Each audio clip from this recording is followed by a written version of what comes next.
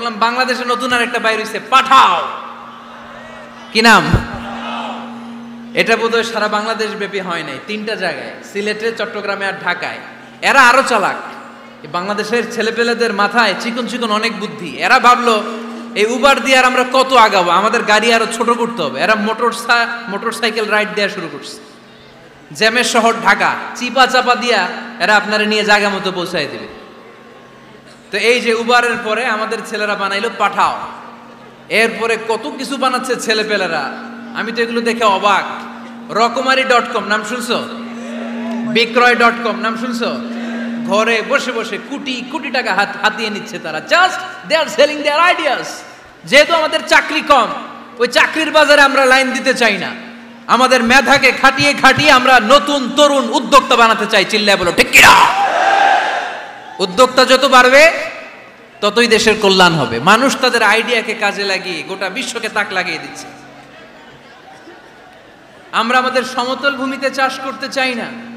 মালয়েশিয়াতে একটা এলাকা আছে ক্যামেরুন হাইল্যান্ড, ওরা পাহাড়ের মধ্যে চাষাবাদ করে গোটা মালয়েশিয়ার খাদ্যদ্রব্যের অভাবকে মুক্ত করে দিয়েছে।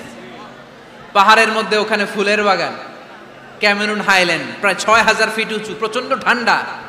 এই ঠান্ডা পাহাড়ি হিল ট্রাক্স এরিয়াতে মালয়েশিয়ার এই ক্যামেরুন হাইল্যান্ডে ওখানে আছে ফুলের বাগান, আছে ফলের বাগান, আছে চায়ের বাগান, ওখানে মধুর চাষ হয়, ওখানে শাকসবজি চাষ হয়, ওখানে অনেক কিছু চাষাবাদ হয়। ওই ফলমূল শাকসবজি দিয়ে গোটা মালয়েশিয়ার 14টা স্টেটে যত শাক সবজি ফলমূল লাগবে ওরা আঞ্জাম দেয়। আর আমরা আমাদের সমতল ভূমিতে চাষ করতে চাই না। আমরা চাষাবাদকে খুব লজ্জা মনে করি। এটা ভুল আইডিয়া। আমাদের যে এলাকা যেই জিনিসের জন্য বিখ্যাত ওইটাকে আমাদের ব্র্যান্ডিং করতে হবে। লক্ষ্মীপুর কিসের জন্য বিখ্যাত? নারিকেল সুপারি। নারিকেল সুপারি যে পৃথিবীর কত মানুষ, ইন্দোনেশিয়ান লোকেরা মুড়ির মতো খায় নারিকেল আর সুপারি। তো এইটারে আমাদের ব্র্যান্ডিং করতে হবে। যেই দেশে যেটা আছে, যে এলাকা যেই পণ্যের জন্য বিখ্যাত ওইটা আমাদের ব্র্যান্ডিং করতে হবে। আমাদের আদমজির জুট মিল বন্ধ না? ভাওয়ানি জুট মিল বন্ধ। আমাদের পাট শিল্পকে ধ্বংস করে দিয়ে ইন্ডিয়া এখন ওই কটনের পাঞ্জাবি বানায়, জুট কটনের পাঞ্জাবি। আছে না নাই? পুরা বাংলাদেশের মার্কেট এই জুট কটনের পাঞ্জাবি দিয়ে সয়লাভ। আমাদের বাংলাদেশের পাট দিয়ে যদি আমরা মিহি পাঞ্জাবি বানাতে পারতাম, গোটা বিশ্ববাজারকে আমরা দখল করে নিতে পারতাম। ঠিক কিনা? এজন্য আমাদেরকে নতুন নতুন আইডিয়া জেনারেট করতে হবে। চাকরির পিছনে বসে থাকলে চলবে না। আর আজান যদি হয়ে যায় ছুটে যাব মসজিদে, আর নামাজ শেষ হলে আমরা আমাদের কাজের দিকে চলে যাব। চিল্লায় বলেন ঠিক কিনা? যেটাই করব আমরা ভালোভাবে করব। আল্লাহ বলেছেন লিয়াবলুয়াকুম আইয়ুকুম আহসানু আমালা। লক্ষ্মীপুরের ভাইয়েরা আওয়াজ করে উত্তর দেন, আওয়াজ করে উত্তর দিতে হবে। জান্নাতে যেতে হলে 100তে কত নাম্বার পেতে হবে? হ্যাঁ, হয় নাই 51। কি নাম তোমার? হ্যাঁ, ফরহাদ। জান্নাতে যেতে হলে 100তে আমার দরকার 51। 100তে কত লাগবে? ফাআম্মা মান সাকুলাত মাওয়াজিনুহু ফাহুয়া ফি আইশাতির রাদিয়া। সেদিন মিজানের পাল্লা যার ভারী হয়ে যাবে সে আনন্দ উৎসবে থাকবে। তো মিজানের পাল্লা ভারী হওয়ার জন্য 100তে আমার কত পাওয়া লাগবে? কত পাওয়া লাগবে? 51 পেলেই হয়ে যাবে। এজন্য আল্লাহ বলছেন লিয়াবলুয়াকুম আইয়ুকুম আহসানু আমালা। যেটাই করবে ভালোভাবে করবে। আল্লাহ এটা পরীক্ষা করতে চান যে আমরা ভালোভাবে কে কতটুকু আমল করেছি। যারা আরবি বুঝেন আলেম ওলামা আপনারা জানেন, এখানে আল্লাহ বলেননি লিয়াবলুয়াকুম আইয়ুকুম আকসারু আমালা। আল্লাহ এটা দেখতে চান যে তোমাদের মধ্যে থেকে কে বেশি আমল করে। এটা বলছে আল্লাহ? বলে নাই। আল্লাহ বলেছে লিয়াবলুয়াকুম আইয়ুকুম আহসানু আমালা, যে ভালো করে করে। এজন্য আমরা যাই করি না কেন কি করে করব? আওয়াজ করে বলতে হবে। কেমন করে করব? যে কোনো কাজ করো না ভাই, যে কোনো কাজ করো তা যেন হয় সবার চেয়ে সবচেয়ে সুন্দর। পড়েন, যে কোনো কাজ করো না ভাই, যে কোনো কাজ করো তা যেন হয় সবার চেয়ে সবচেয়ে সুন্দর। পড়েন, যে কোনো কাজ করো না ভাই, যে কোনো কাজ করো তা যেন হয় সবার চেয়ে সবচেয়ে সুন্দর। হোক না সেটা পড়া লেখা, রঙের ভাষায় ছবি আঁকা। পড়েন, হোক না সেটা পড়া লেখা, রঙের ভাষায় ছবি আঁকা, হোক না সেটা সামান্য কাজ কিংবা মহত্তর, তা যেন হয় সবার চেয়ে সবচেয়ে সুন্দর। যে কোনো কাজ করো না ভাই, যে কোনো কাজ করো, তা যেন হয় সবার চেয়ে সবচেয়ে সুন্দর। চিৎকার করে বলেন ঠিক কিনা? আমরা যেটাই করি না কেন এটা ভালো করে করার দরকার আছে না নাই? এজন্য কাজে আর শ্রমে কোনো লজ্জা নাই, লজ্জা হচ্ছে অলসতায়। লজ্জা কিসে? অলসতায়। বিষ্ণু ইসা ইসলামের কাছে এক সাহাবী এসে বলল, ইয়া রাসূলুল্লাহ আ'তিনি শাইআন, আপনি আমাকে কিছু দান করেন, আমার কিছুই নাই। বিষ্ণু বললেন, তোমার কিছু নাই? সাহাবী বললেন, ইয়া রাসূলুল্লাহ ঘরে আমার শুধু দুইটি জিনিস আছে। কয়টা? চিল্লায় বলেন কয়টা? এক হচ্ছে একটা জামা, দুই হচ্ছে পানি খাওয়ার একটা জগ। বিষ্ণু বললেন, এই দুইটাই নিয়ে আস।